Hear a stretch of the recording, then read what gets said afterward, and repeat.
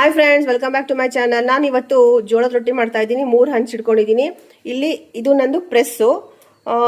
ಇಲ್ಲಿ ಹಿಟ್ಟು ನಾದ್ಕೊಂಡು ಉರುಳಿ ಹಾಕೊಂಡಿದ್ದೀನಿ. ಶೀಟಿಗೆ ಎಣ್ಣೆ ಹಚ್ಕೊಂಡು ನಾನು ತಾಳಿಪಟ್ಟು ಮಾಡ್ತೀವಲ್ಲ ಆ ಥರ ಮಾಡ್ತಾ ಇದ್ದೀನಿ. ಇಲ್ಲಿ ನೋಡ್ಬೋದು, ಇದು ಬೆಂದಿದೆ, ಅದಕ್ಕೆ ಹಾಕ್ತೀನಿ. ಇದು ಆಲ್ರೆಡಿ ಇದು ಬೇಗ ಬೇಗ ಆಗೋಗುತ್ತೆ. ಆಮೇಲೆ ನಾನು ನಮ್ಮ ಕಡೆ ಪಲ್ಯ ಅಂತ ಮಾಡ್ತಾರೆ, ಅದನ್ನ ಮಾಡಿದ್ದೀನಿ ಪಲ್ಯನ. ಇದು ಪಲ್ಯ.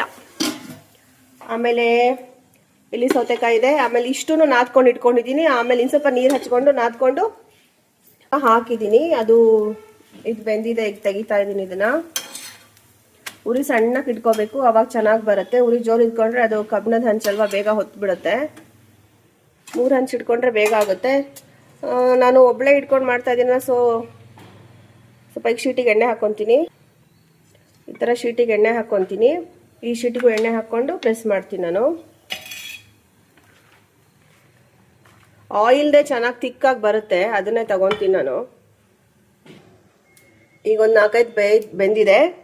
ಈಗ ಪ್ರೆಸ್ ಮಾಡಿರೋದು ಈಗ ಈ ಹಂಚಿಗೆ ಹಾಕ್ತೀನಿ.